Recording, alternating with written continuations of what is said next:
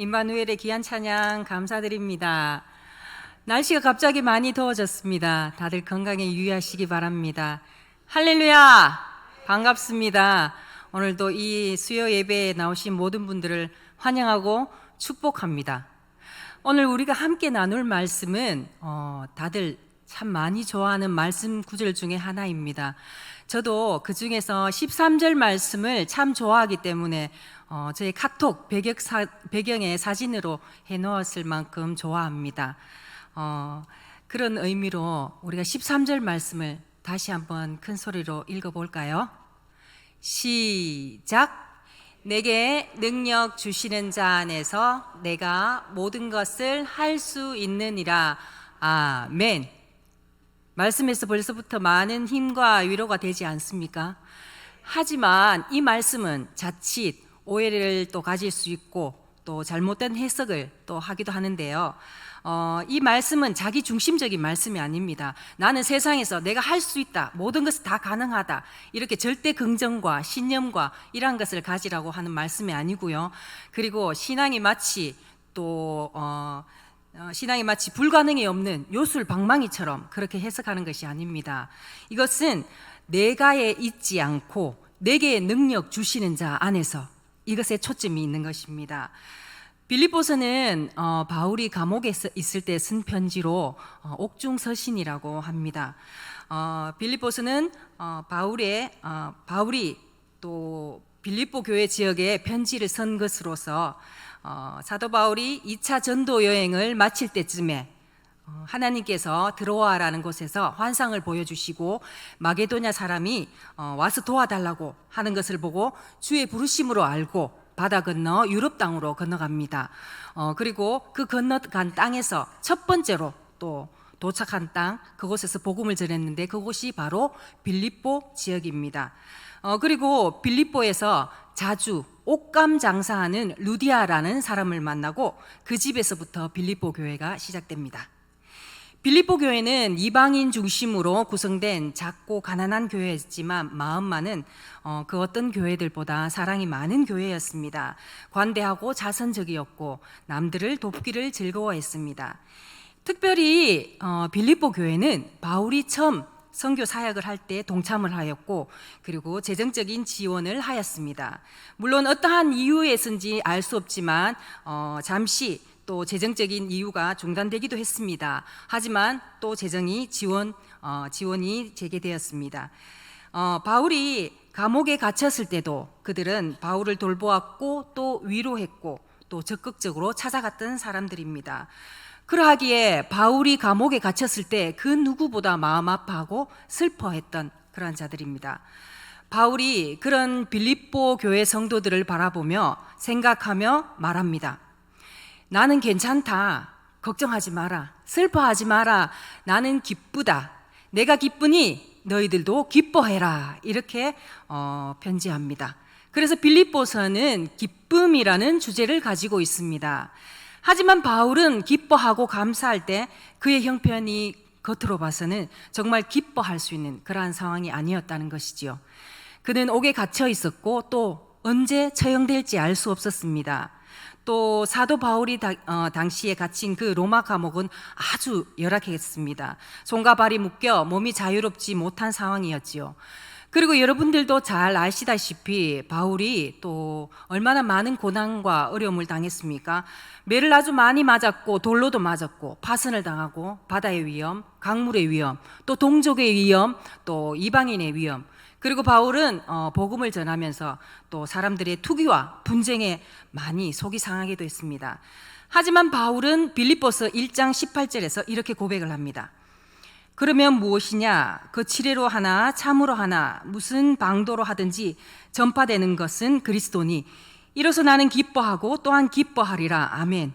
어떠한 형편에 있어서도 바울은 하나님께서 그리스도를 전파하게 하시고 또 복음이 퍼져나가는 것을 보고 나는 이것만으로도 기쁘고 기쁘다라고 고백했던 것입니다. 참으로 멋진 고백이지 않습니까? 바울의 이러한 고백이 나올 수 있었던 비결이 무엇일까요? 그리고 이렇게 기뻐하라, 기뻐해라 라고 했던 그 기쁨의 근원은 어디에 있었을까요? 물질 만능 시대를 살아가는 지금 우리가 돈에서 완전히 자유하고 해방할 수가 없습니다. 하지만 물가는 하루가 다르게 치솟고 있습니다. 물가는 고공행진을 지금 행진에 이르고 경기 침체로 인하여서 경제가 갈수록 어렵고 미래는 불투명합니다. 그리고 전 세계적으로 환경 문제가 아주 심각하고 예측할 수 없는 자연재해가 발생하고 또 지금은 조금 잠잠하지만 코로나로 인하여서 우리 교회와 성도들이 또 얼마나 많은 어려움을 겪었습니까? 성도들이 살아가기에 참으로 숨가쁜 그러한 세월이 여러 가지로 다가옵니다. 어쩌면 앞으로 이것보다 더 어렵고 힘든 상황이 찾아올 수도 있습니다. 하지만 그리스도 안에서 누리는 기쁨, joy in the Christ, 이것은 참된 성도들이 누릴 수 있는 삶인데요. 참된 신앙인의 특징은 불경기에도 또 질병 중에도 또 그 어떤 어려움 가운데서도 감사하고 또 기쁨을 누릴 수 있는 신앙입니다. 이것이야말로 정말 영적인 축복이자 특권이 아닐 수 없습니다. 오늘 우리는 우리에게 주신 말씀을 통하여 바울이 그 고난과 어려움 가운데서 극복하고 또 하나님께 감사하며 기뻐할 수 있었던 그 일체의 비결을 배우고자 합니다. 그래야 우리도 주 안에서 기뻐하며 하나님께만 온전히 영광 올려드리는 귀한 시간 되기를 소망합니다. 빌립보서 4장 11절 말씀입니다. 내가 궁핍함으로 말하는 것이 아니니라. 어떠한 형편에든지 나는 자족하기를 배웠노니. 아멘. 첫 번째로 모든 것에 자족해야 합니다.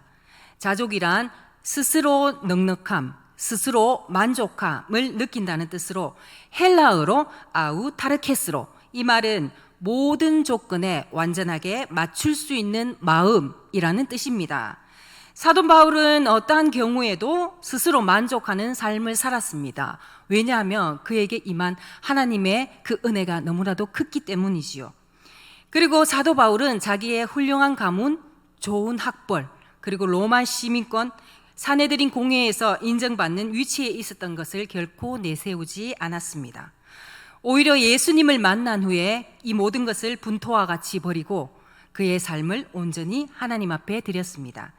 그러다 보니 많은 핍박이 따랐고 말할 수 없는 고난이 그에게 다가왔지만 그는 모든 형편에서 감사하고 자족했습니다. 디모데전서 6장 6절에서 8절 말씀입니다. 그러나 자족하는 마음이 있으면 경건은 큰 이익이 되느니라. 우리가 세상에 아무것도 가지고 온 것이 없음에 또한 아무것도 가지고 가지 못하리니 우리가 먹을 것과 입을 것이 있은즉 족한 줄로 알 것이니라. 아멘. 자족하는 마음을 가지면 내가 스스로 만족하면 이 모든 것을 얻은 것이나 다름없다는 것입니다. 세상에 많은 종교와 철학들이 이 스스로 만족하는 자족에 대해서 가르칩니다. 하지만 그들이 이야기하는 그 자족은 자기가 스스로 노력해서 그 만족을 추구한다는 것입니다. 그렇다면 우리 기독교에서 또 예수 안에서의 만족은 무엇일까요? 그 만족이 어떻게 오는가를 우리는 이해하느냐 하면 우리 마음속에 불만족이 있다는 겁니다. 마음속의 불만족은 아무리 채워도 채울 수가 없다는 것이 인간의 모습이라고 해석을 합니다. 왜냐하면 하나님과의 관계 속에서 만족함이 오기 때문이지요. 하나님과의 관계가 멀어져 있으면 세상의 것으로 아무리 채워도 만족할 수가 없는 그러한 존재인 것입니다. 오늘 이 예배의 자리에 나와 계신 분들과 또 특별히 3여전도회로 나와 계신 우리 회원님들은 대부분 신앙의 연수가 오래되셨고 또 믿음도 아주 좋으신 분들로 생각합니다. 우리가 처음 예수님을 만나고 그 은혜를 깨달았을 때를 한번 생각해 봤으면 좋겠습니다. 위대하시고 전능하신 하나님이 나를 위해서 죽으시고 새 생명, 영원한 생명을 주셨습니다. 그리고 나를 자녀 삼아 주시고 그분을 우리가 아바 아버지라고 부를 수 있습니다. 그리고 그 하나님 아버지가 지금도 또 영원토록 영원히 동행한다고 말씀하십니다. 그러한 놀라운 은혜를 알았을 때 세상에 그 어떤 것이 부럽지 않았던 것 같습니다. 하나님만 나와 계시면 그것으로 만족했지요. 바울이 말한 것도 이것입니다. 자족은 세상에 그 어떤 것이 줄 수 있는 것이 아니라 하나님 안에서 얻을 수 있는 것이라는 것입니다. 그래서 물질이나 명예, 권력, 출세, 성공 이러한 것으로 만족감을 줄 수 없다는 것입니다. 내가 얼마나 하나님을 사랑하는가, 그 하나님의 사랑을 기억하는가, 그 은혜가 내 안에 얼마나 있는가, 그리고 하나님의 그 사랑과 그 은혜가 나의 삶 속에 얼마나 역사하였는가, 이러한 것을 날마다 기억하고 생각하면 그 삶 가운데 만족함이 있다는 것입니다. 그리고 또 바울이 11절 말씀에서 그 자족함이라는 것을 그는 이렇게 표현합니다. 자족함은 배우는 것이니라. 우리는 형편에 따라서 자족하거나 안 하거나 이렇게 따지는데 바울은 자족하는 것은 배운다는 것입니다. 그렇습니다. 자족하는 것은 배우는 것이고 노력하는 것이고 얻는 것입니다. 하나님과 나의 관계를 배우는 것이고 또 이웃과의 관계를 배우는 것이고 공동체와의 관계를 배우는 것이며 또 세상과의 관계를 배우는 것이지요. 그러할 때 가장 먼저 나를 돌아보게 됩니다. 그리고 내 주변의 사람들을 이제껏 봤던 그러한 시선이 아닌 다른 눈으로 볼 수 있게 되지요. 그러면서 하나님의 주권을 인정하게 됩니다. 그러면 삶이 온통 만족할 수밖에 없습니다. 하나님은 우리를 가장 사랑하시고 또 그 사랑하는 우리를 위해서 가장 좋은 형편을 지금 만들어 주셨다는 것을 믿으시기 바랍니다. 내가 볼 때는 좀 부족함과 불편함, 만족이란 것이 없을 수가 있습니다. 내가 좀 더 나은 부모님을 만났으면 좋았을 텐데, 내가 좀 더 나은 남편, 아내를 만났으면 더 좋았을 텐데, 그리고 우리 자녀들을 바라볼 때 자녀가 좀 더 잘 됐으면 좋겠고 나의 뜻을, 내 말을 더 잘 들었으면 좋겠는데 하고 말할 때가 많지요. 하지만 기억하시기 바랍니다.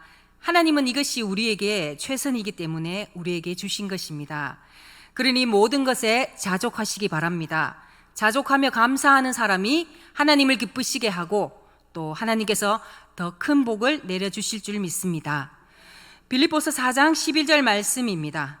나는 비천에 처할 줄도 알고 풍부에 처할 줄도 알아 모든 일 곧 배부름과 배고픔과 풍부와 궁핍에도 처할 줄 아는 일체의 비결을 배웠노라. 아멘. 두 번째로 모든 것에 감사해야 합니다. 바울은 궁핍에도 그리고 풍부에도 모든 환경에 처해본 그러한 자입니다. 그는 먹을 것이 있어도 감사하고 없어도 감사하고 일이 잘 돼도 감사하고 일이 잘못돼도 감사했습니다. 왜냐하면 주님께서 모든 것이 합력하여 선을 이루게 하실 것을 믿었기 때문입니다. 혹여나 여러분들의 환경 가운데 어려움이 있습니까? 그리고 아직 닥쳐오지 않은 미래를 생각하며 불안해하고 염려하십니까? 염려하지 마시기 바랍니다. 우리의 삶에서 고난은 피할 수가 없습니다. 하지만 우리는 그 고난을 이길 수는 있습니다. 바울처럼 승리할 수 있습니다. 사도 바울도 이렇게 위대한 하나님의 사도였지만 그에게 약점이 있었습니다. 그에게는 육체를 찌르는 가시가 있었는데 어떤 학자들은 그 가시가 간질병이라고도 하고 또 어떤 학자들은 눈에 관련된 안질이라고도 합니다.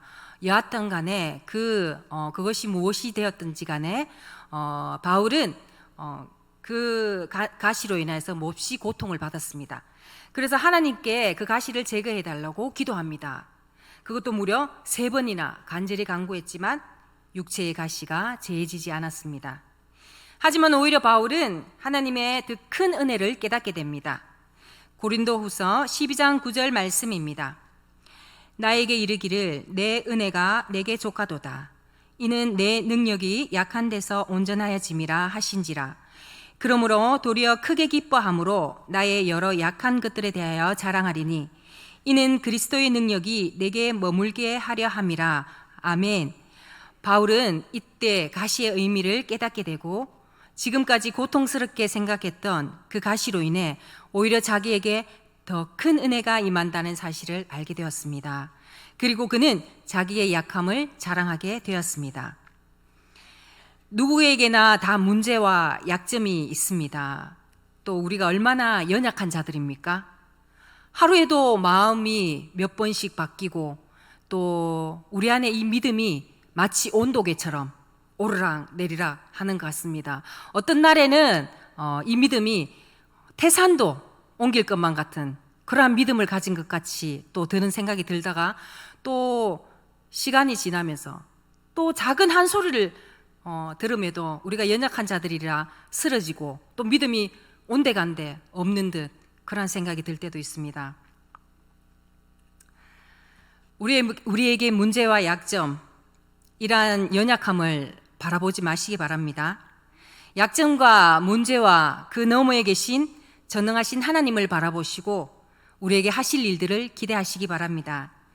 우리가 약할 때, 그리고 깨어졌을 때, 낮아졌을 때 오히려 주님께서 더욱더 강하게 역사하실 줄 믿습니다. 사실 우리가 약하기에, 내가 할 수 없기에, 너무나도 괴롭기에 주님을 더욱더 붙잡고 의지하는 것 아니겠습니까? 그러니 그 문제와 약점과 고난은 바로 유익입니다. 그리고 은혜입니다.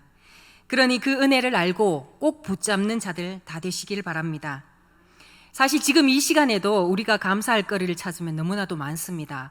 이 자리에 앉아 계시는 것만도 너무나도 감사하지 않습니까? 아침에 눈을 떠야지 올 수 있지요. 또 식사라도 하실 수 있어야 오실 수 있고, 또 걸을 수 있고, 또 힘이 있어야 오실 수 있습니다. 또 아프지 않아야 나오실 수 있습니다. 아파서 병원에 입원하면 나오실 수가 없지 않습니까? 하나님의 은혜가 없으면 이 자리에 나올 수가 없습니다. 하나님의 은혜임을 고백합니다. 18세기에 아빌라의 존이라고 하는 수도사가 있는데 이렇게 이야기합니다. 고난 가운데 드리는 한 가지 감사는 상황이 좋을 때 드리는 1000가지의 감사보다 가치가 있다. 좋을 때, 잘 나갈 때 우리가 하나님께 얼마든지 감사를 할 수 있지요. 하지만 정말 고난과 어려움 가운데 그 감사하는 것이 쉽지 않다는 것이지요. 오히려 원망할 때가 더 많습니다. 어떠한 형편에 있더라도 감사함을 잃어버리지 마시기 바랍니다. 또 우리가 너무나도 잘 아는 유명한 설교가 스펄전 목사님이 이렇게 아름답게 노래합니다. 촛불을 보고 감사하는 사람에게 하나님은 별빛을 주시고, 별빛을 보고 감사하는 사람에게 하나님은 달빛을 주시고, 달빛을 보고 감사하는 사람에게 하나님은 햇빛을 주시고, 햇빛을 보고 감사하는 사람에게 하나님은 천국의 빛을 주시나니. 조그마한 것부터 감사하게 되면 이것이 천국의 빛으로 이어질 줄로 믿습니다. 사랑하는 성도 여러분, 지금 하나님의 은혜로 형통하고 아무 문제 없이 계신 분들 있지요? 하나님께 정말 감사하시기 바랍니다. 반대로 지금 어려움과 낙심 가운데 계신 분들이 있습니까? 그러면 하나님께 더욱더 감사하시기 바랍니다. 이러한 어려울 때 내가 하나님께 감사하는 것, 이것이야말로 정말 하나님께서 기뻐하실 줄 믿습니다. 13절 말씀입니다. 내게 능력 주시는 자 안에서 내가 모든 것을 할 수 있느니라. 아멘. 세 번째로, 능력 주시는 자 안에서 우리가 모든 것을 해야 합니다. 사도 바울은 괴로움과 궁핍과 심지어 죽음의 위협 속에서도 자족하며 인내할 수 있었던 그 능력의 원천이 바로 예수 그리스도였습니다. 사도 바울이 이 주 안에서를 얼마나 많이 표현을 하는지 그의 서신에서 무려 160번 이상 나옵니다. 예수 안에 구원이 있습니다. 믿습니까? 예수 안에 능력이 있고 예수 안에 승리가 있습니다. 할렐루야. 그래서 우리는 우리에게 능력 주시는 자 안에서 모든 것을 해야 합니다.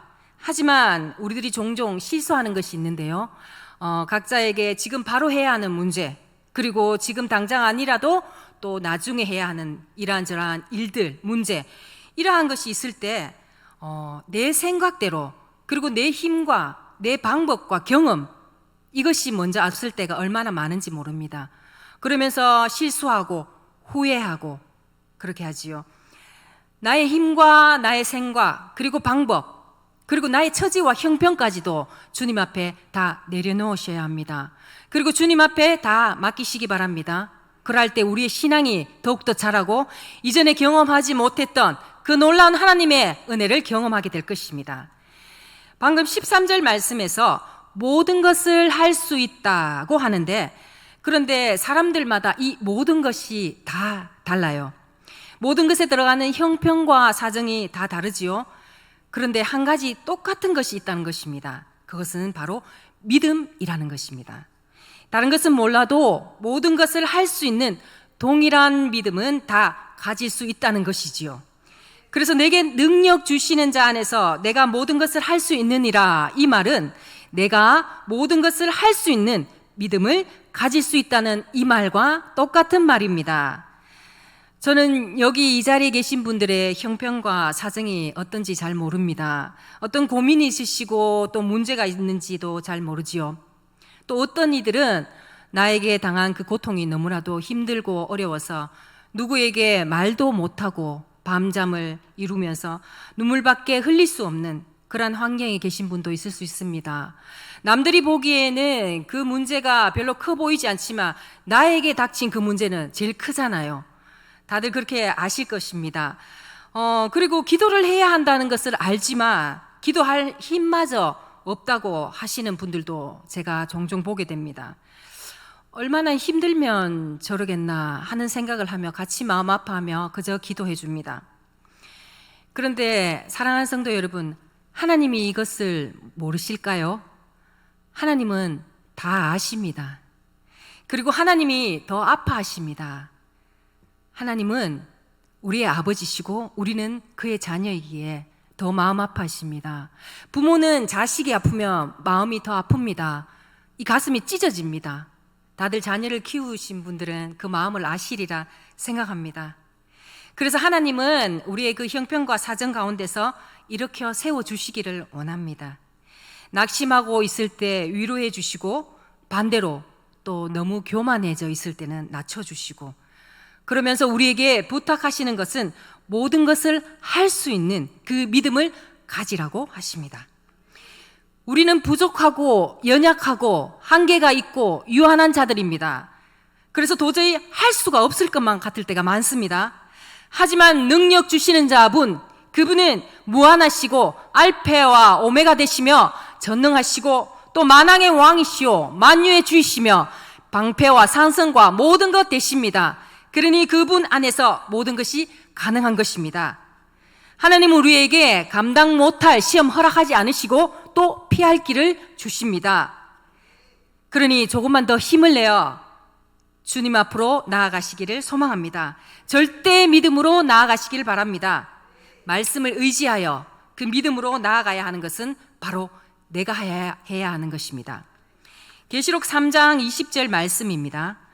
볼지어다 내가 문 밖에 서서 두드리노니 누구든지 내 음성을 듣고 문을 열면 내가 그에게로 들어가 그와 더불어 먹고 그는 나와 더불어 먹으리라. 아멘. 우리 주님께서 언제나 변함없이 여러분들을 기다리고 계십니다. 그리고 두 팔 활짝 벌리시고 맞이할 준비를 하십니다. 하나님을 기억하시기 바랍니다. 하나님의 그 능력과 평강이 임하며 놀라운 기적이 여러분들 가운데 가득하시기를 소망합니다. 저는 오늘 제가 평소에 너무나도 좋아하는 이 말씀을 또 이렇게 이 자리에서 함께 나누게 돼서 너무나도 감사합니다.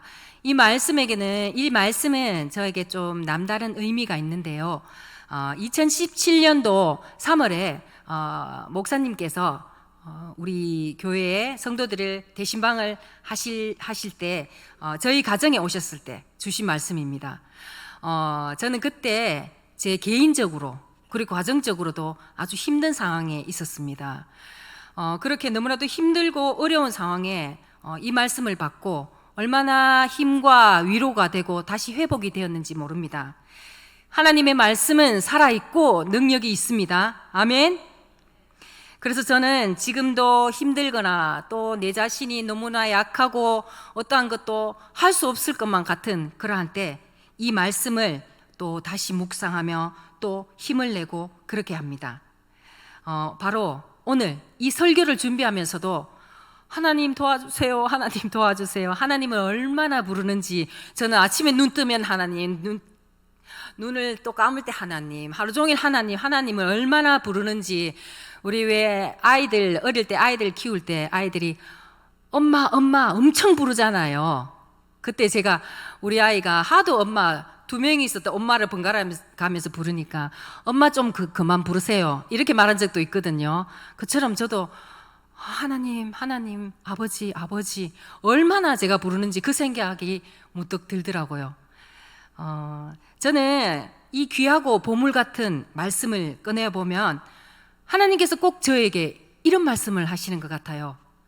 힘내, 임원내 화이팅! 이라고 말씀하시는 것 같아요. 오늘 여기 계신 분들도 하나님께서 꼭 그렇게 말씀하실 것만 같아요. 힘내라! 내가 너희들을 도울 것이다. 내가 너희를 굳세게 하리라! 라고 말씀하실 것 같습니다. 그러니 능력 주시는 그 하나님 안에서 기뻐하시기 바랍니다. 오늘은 특별히 삼여전도의 헌신 예배로 드려지는데요. 이 말씀을 준비하면서 제가 삼여전도의 회원분들을 이렇게 생각해 봤겠지요. 삼여전도의 회원분들을 제가 생각해 볼 때 정말 본받고 싶고 정말 존경스럽고 또 제가 사랑하는 분들이 너무나도 많습니다. 이 자리에. 그래서 너무나도 감사했습니다. 참 우리 여기 계신 삼여전도 회원분들이 가정에서나 교회에서나 얼마나 수고가 많고 또 헌신적으로 그렇게 희생을 하셨습니까? 자녀들도 다 훌륭하게 또 키우시고 결혼도 시키시고 또 손주들도 다 있으신데요. 어머니로서 딸로서 며느리로서 정말 많은 수고와 사랑을 주신 것 같아요. 우리 또 삼여전도의 분들이 여기까지 오기까지 또 힘든가 어려움도 반드시 있으셨을 겁니다. 그때마다 정말 눈물로 기도하시고 또 인내하시고 믿음으로 또 여러 가지 모양으로 헌신하신 줄 믿습니다. 정말로 훌륭하신 것 같아요. 하나님께서 다 아시고 또 위로하시고 칭찬하실 줄 믿습니다. 앞으로도 우리 삼여전대 회원분들이 또 우리 교회가 또 든든히 서갈 수 있도록 열심히 또 기도해 주시고 헌신해 주시기를 부탁합니다. 그래서 우리 교회도 가정도 또 믿음의 대도 잘 이어가게 하실 줄 믿습니다. 지금까지 이제껏 다 이렇게 헌신하고 봉사하신 것 다 능력 주시는 자 안에서 하신 줄 믿습니다. 할렐루야. 앞으로도 능력 주시는 자 안에서 아주 오랫동안 그리고 기쁘게 건강하게 주의 일 잘 감당하시는 분들 다 되시기를 축복합니다. 함께 기도하시겠습니다.